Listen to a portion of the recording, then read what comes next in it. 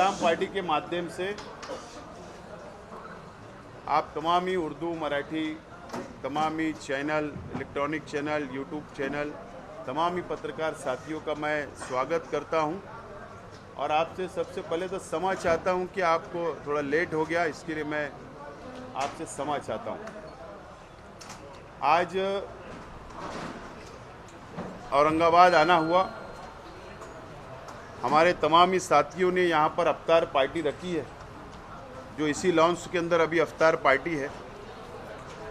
तो अफ्तार पार्टी के अंदर हमारे पार्टी के सभी पदाधिकारी यहाँ पर अफ्तार पार्टी के लिए आए हैं। और पक्ष इस्लाम पार्टी ने मालेगांव महानगर पालिका में हमारा अपना महापौर हमने बनाया और महाराष्ट्र में महिला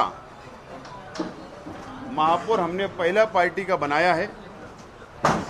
और उसके बाद से पूरे राज्य में अलग अलग ज़िले में इस्लाम पार्टी के विस्तार के संदर्भ में हमारी चर्चा चल रही है। इस्लाम पार्टी को ज्वाइन करने के लिए काफ़ी लोग हमारे से संपर्क कर रहे हैं और हमारा विचार है ईद के बाद पवित्र रमज़ान महीना शुरू है, उसके बाद मुंबई में पक्ष विस्तार संदर्भ में पूरे राज्य की बैठक होगी और महाराष्ट्र में इस्लाम पक्ष का विस्तार करने का निर्णय हम वहाँ पर लेंगे।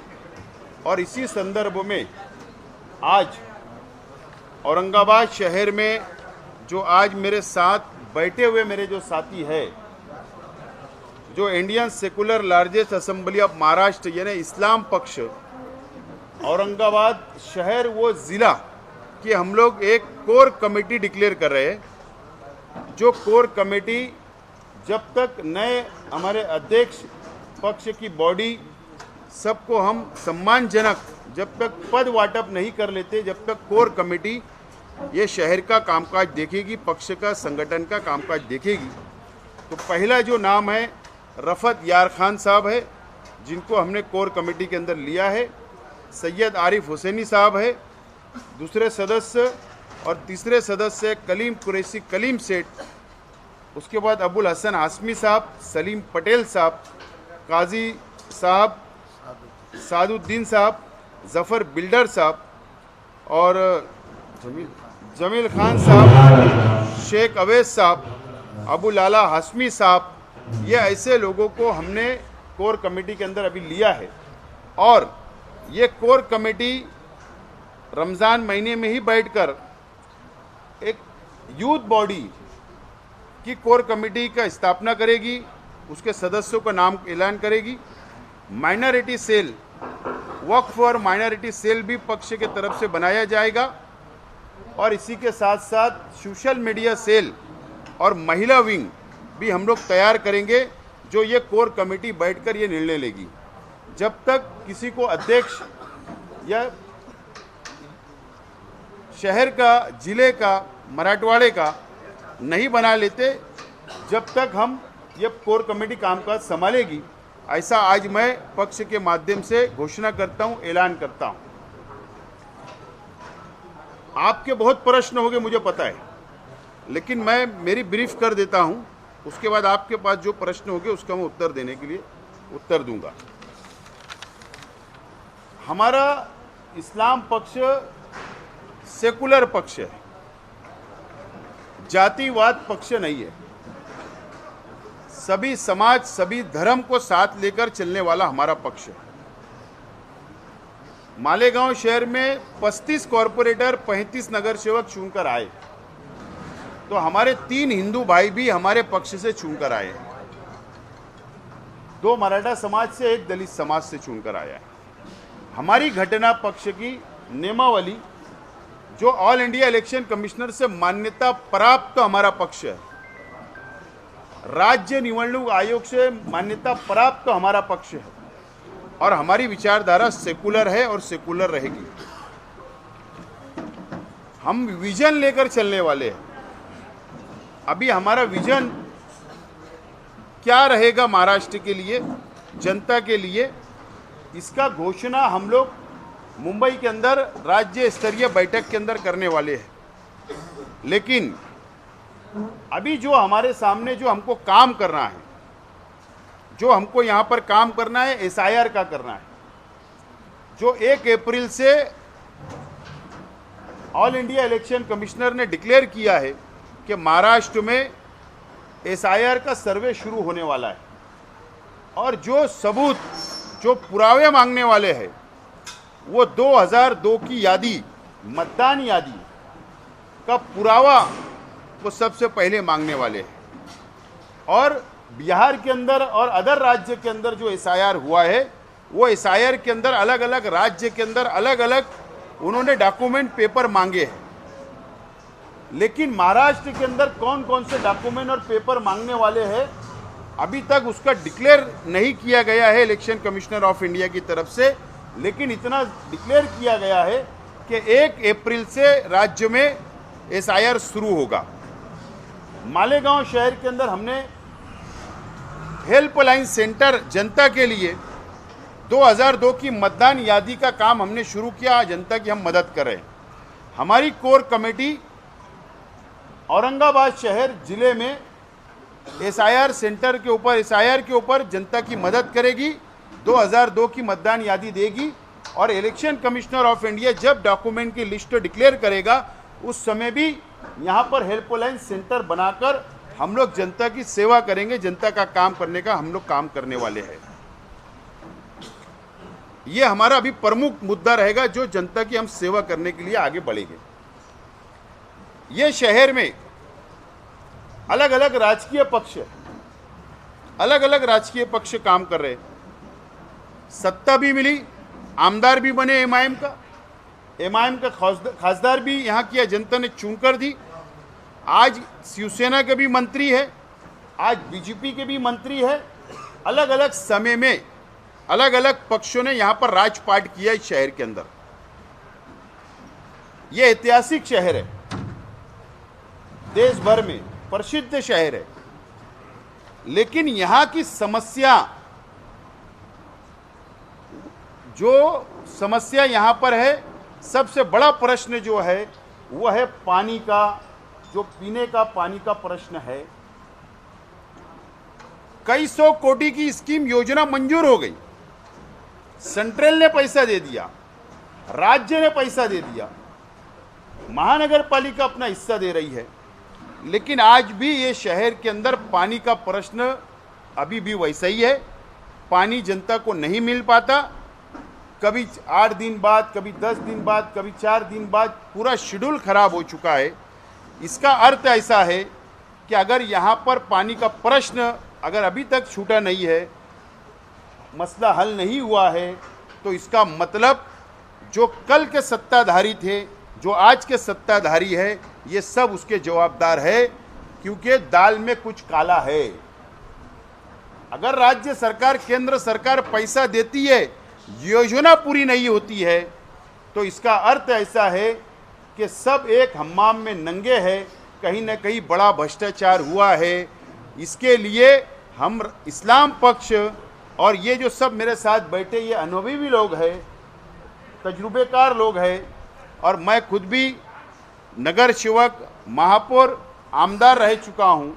और इसके लिए जब भी मुझे औरंगाबाद शहर में आना पड़े, वो योजना की मालूमात ली जाएगी, योजना क्यों कंप्लीट नहीं हो रही है, इस संदर्भ पर भी बड़ा आंदोलन करना पड़ेगा। तो हम इस शहर के अंदर, शहर की जनता के लिए बड़ा आंदोलन हम करने वाले हैं, ये हमने निश्चित किया है। आज हमारी चर्चा इसके अंदर आज हुई है। तो ऐसे ये 2 प्रश्न के ऊपर आज हम हाथ में काम लेंगे इस शहर के अंदर, और ये काम को हम आगे बढ़ाने का काम करेंगे। दूसरा मेन प्रश्न है, मुझे पता है आपके प्रश्न, इसके लिए पहले मैं आगे बढ़ जाता। आपका भी समय बचेगा, मेरा भी समय बचेगा।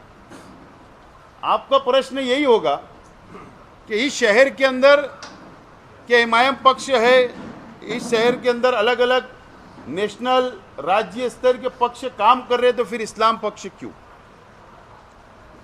ये शहर ने नहीं, इस राज्य ने एमआईएम जो समाज के नाम पर, जो धर्म के नाम पर, जो युवकों को इस्तेमाल करने का काम अभी तक इस शहर के अंदर हुआ, इस महाराष्ट्र के अंदर हुआ। बीजेपी हिंदू भाइयों का इस्तेमाल करती है और एमआईएम मुसलमानों का इस्तेमाल करती है। सवाल यह कि हिंदू भाइयों को विकल्प नहीं मिल पाता और एमआईएम के कारण से दूसरा विकल्प नहीं होता, इसलिए लोगों का इस्तेमाल हो रहा है, जनता का इस्तेमाल हो रहा है। और सेकुलर पक्ष जो है, जो भी सेकुलर पक्ष राज्य के है या केंद्र के है, ये सब जो पक्ष है, ये वो विरोधी भूमिका नहीं निभा पा रहे हैं।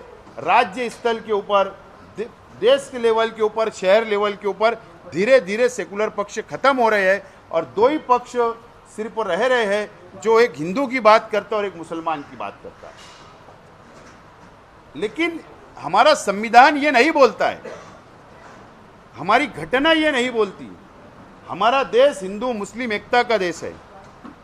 इसके लिए हम विकल्प के रूप में इस शहर के अंदर आए हैं, पर्याय के रूप में हम इस शहर के अंदर आए हैं और राज्य के अंदर हम जाएंगे और पक्ष का विस्तार करेंगे और सभी समाज, सभी धर्म को साथ लेकर चलेंगे। और जब हमारा विजन आएगा ईद के बाद, तो इस महाराष्ट्र की जनता हमारे विजन को पसंद करेगी। हम युवकों का भी ख्याल रखेंगे, एजुकेशन का भी ख्याल रखेंगे, मेडिकल का भी ख्याल रखेंगे, महिलाओं का भी ख्याल रखेंगे।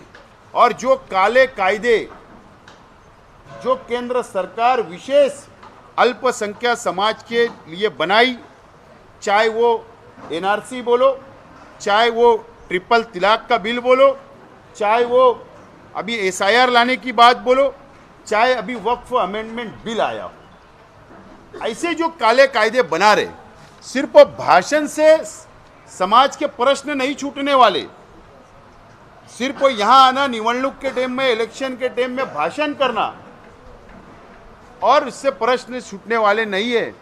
कायदेशीर लड़ाई, रास्ते की लड़ाई, लोकशाही मार्ग से आंदोलन खड़ा करना, जनता की समस्या हल करना, समाज की समस्या हल करना, ऐसा विजन लेकर हम सामने आने वाले हैं। और हम सभी समाज, सभी धर्म को साथ लेकर चलेंगे और इस शहर के प्रश्नों को छुड़ाने का काम करेंगे। यही आज ये शॉर्ट प्रेस कॉन्फ्रेंस हमने लिया है। अगर आपके कोई प्रश्न होंगे तो आप सवाल जवाब कर सकते हैं। मैं चाहता हूं शॉर्ट टाइम में से काम करें। आपको मालूम है मुसलमानों की हालत क्या है? आपके आने से जितने कारपोरेटर चुन के आते थे और भी कम हो जाएंगे, इसमें आपको दोषी माने जाएंगे। क्या कहेंगे इसके बारे में? हमको अधिकार नहीं है क्या? अगर कोई तेलंगाना से आकर महाराष्ट्र में राजनीति करता है, एक मिनट, मेरा सवाल पूरा होने दीजिए।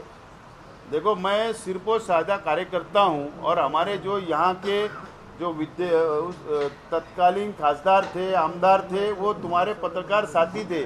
तो मुझे हार्ड आपका क्वेश्चन आएगा, मुझे प्रश्न ये बात की जानू है, लेकिन मेरी बात सुनो आप।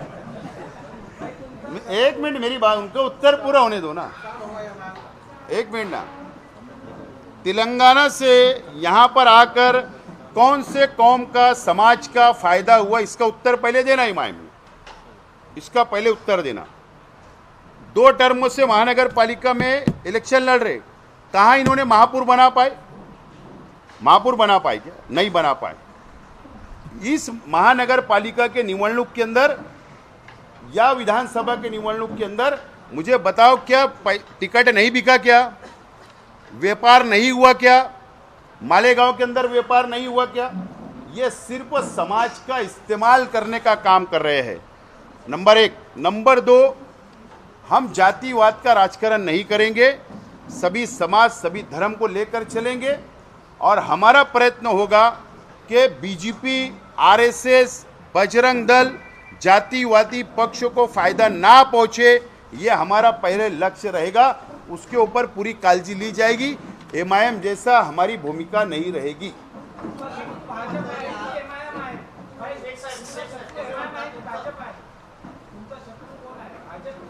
दोघी, दोन्ही शत्रू आपले। दोन्ही समाजला तोडण्याचं काम करता है। एक मुस्लिम समाजला, एक हिंदू समाजला, दोघी शत्रू आमचे।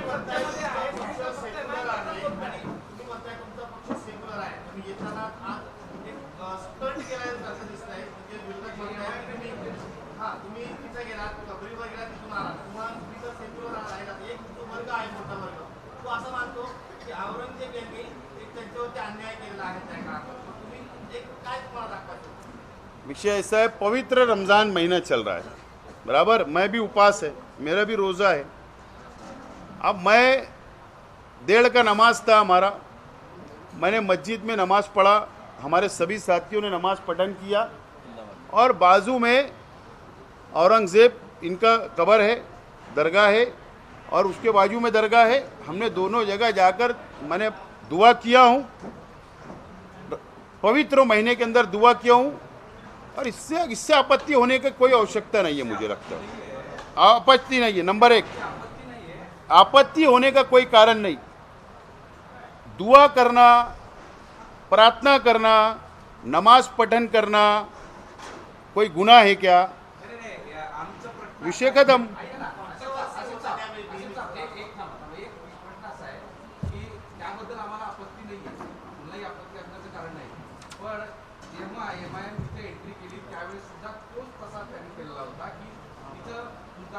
मैं महाराष्ट्र का भूमिपुत्र हूँ, मैं महाराष्ट्र का भूमिपुत्र हूँ। जब एमआईएम ने एंट्री करी होंगी तो वो तेलंगाना से आए थे। मैं इस भूमिपुत्र हूँ, और मैं एक में आज नहीं गया हूँ। मैं वारंवार, जब भी मेरा खुलदाबाद दौलताबाद जाना होता है, मैं वारंवार हर दरगाह पे जाता हूँ, सिर्फ एक दरगाह पे नहीं। आज भी पवित्र महीना था, रमज़ान था, नमाज पढ़ने गया। एक बात तो इसके अंदर कोई आपत्ति की बात नहीं। नंबर 2, हमने इस्लाम पक्ष का महापौर बनाया। पहली महासभा के हमारे एजेंडे पे हमने शिवाजी महाराज का भव्य स्मारक खड़ा करना, बनाना, उसके लिए बजट तरतूद किया, ठहराव पारित किया। हमारे अंदर भेदभाव नहीं है, लेकिन एक विषय क्या होता है कि एक धर्म को राजनीति से जोड़ के नहीं देखना चाहिए। हम संविधान पे चलने वाले और सबको साथ लेकर चलना, ये मेरी भूमिका है।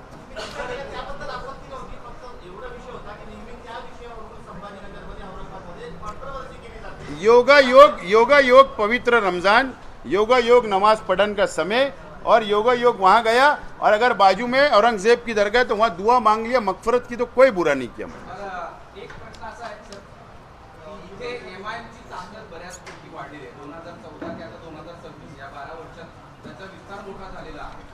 मागच्यापेक्षा आता जास्त नगरसेवक निवडून आले।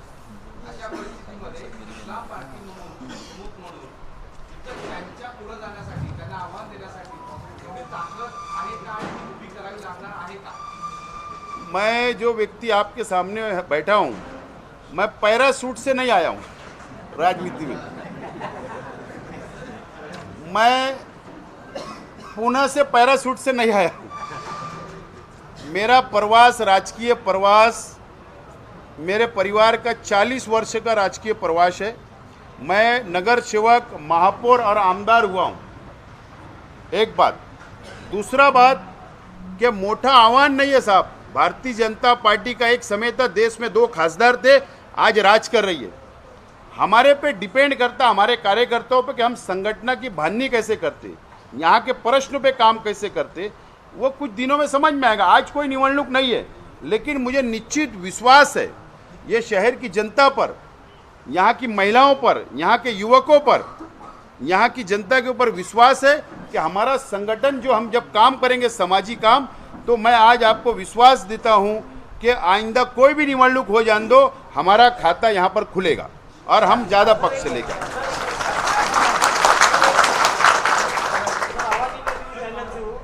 कहाँ से हो?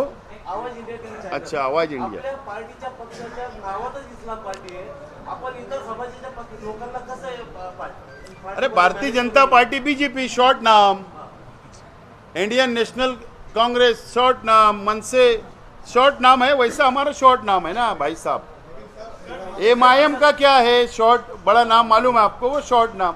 तो शॉर्ट नाम इस्लाम है, तो क्या आपत्ति है?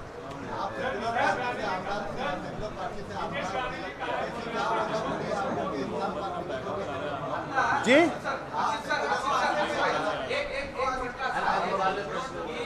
की काही जणांना असा एक प्रश्न पडलेला आहे, जर हेच मुद्दे जर तुमचे असतील तर इतका उशीर का केला मालेगावच्या याच्यानंतर, म्हणजे इतका उशीर का केला असा एक प्रश्न किंवा महापालिका निवडणुकीच्या पूर्वी का आले नाही? नहीं, विषय ऐसा होता था कि हमने प्रयत्न किया था, लेकिन महाराष्ट्र के अंदर प्रत्येक महानगर पालिका के अंदर नगर पालिका जिला परिषद में विश्वास लोगों को नहीं बैठता था कि ये पक्ष खड़े रह पाएगा कि नहीं। लेकिन हमने विश्वास कब बैठा जनता को महाराष्ट्र में कि नहीं, ये लड़ सकते, ये विकल्प है एमआईएम का, दूसरे पक्ष का विकल्प है। जब महापालिका में हमने महापौर बना दिया तो ठीक है, लोगों की समझ और एक विचार होता। अब जो समय जो मिलेगा हम वो लेकर आगे बढ़ने वाले।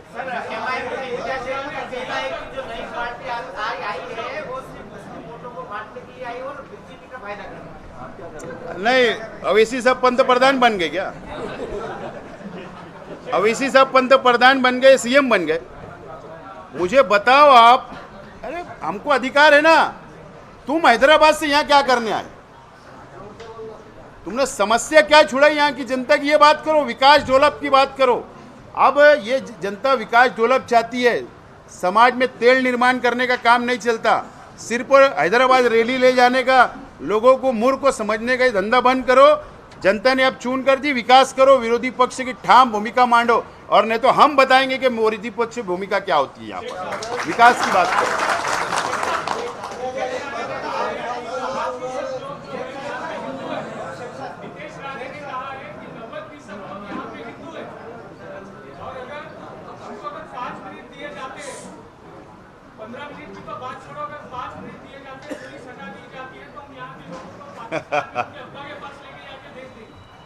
पाँच साल, एक मिनट 5 मिनट की बात नहीं। मैं आपके चैनल के मीडिया के माध्यम से नीतीश राणे जी को चैलेंज करता हूं कि 5 साल को आपको सरकार में बैठे मंत्री है, 5 साल है ना, तो 5 साल में तुम एक महाराष्ट्रियन को भी महाराष्ट्र के बाहर नहीं भेज सकते। पाकिस्तान की बात क्या, और हम पाकिस्तान को मानने वाले नहीं है। इस देश से मोहब्बत, निष्ठावान लोग हैं, देश से प्रेम करने वाले लोग हैं। ये नवे नवे राजनीति में नवे नवे भगवा इन्होंने जरा पहना है तो जरा ज़्यादा साबुन लगा रहे हो।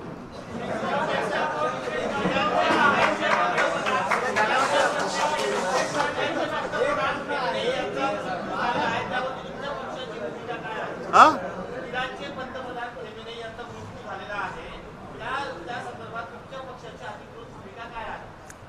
इजराइल और अमेरिका ने जो ईरान के प्रमुख जो हल्ला हुआ है उसमें जो शहीद हो गए वहाँ के प्रमुख नेता, मैं उसका निषेध करता हूँ, अमेरिका का, इजराइल का। और ये पवित्र महीने में ऐसा युद्ध नहीं होना चाहिए था, विश्व में, दुनिया में नहीं होना चाहिए था। मैं निषेध करता हूं, और भारत सरकार से ये इंसानियत का कत्ल है। जो युद्ध हुआ, जो हल्ला हुआ, ये इंसानियत का कत्ल है। वहाँ पर तुम स्कूलों के बच्चों पर भी बमबारी हुई है, हॉस्पिटल पे भी बमबारी चल रही है, पवित्र महीना चल रहा है। ये कायर लोग हैं, अमेरिका और इजराइल कायर है। ये दो लोग मिलके ये आतंक फैलाने का काम पूरी दुनिया में कर रहे हैं। मैं हमारे देश के पंतप्रधान आदरणीय नरेंद्र मोदी जी से, भारत सरकार से विनती करूंगा कि पुढाकार लेकर शांतता और अमन होना चाहिए पूरे विश्व में। ये जंग को रोकना चाहिए, ये मैं विनती करूंगा।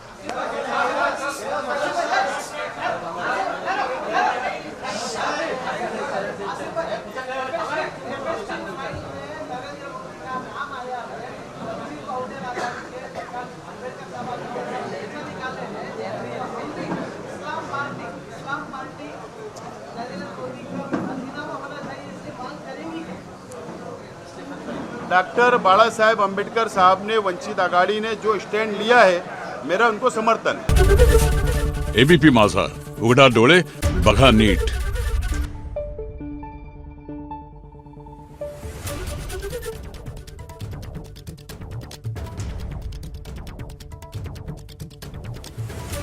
आहे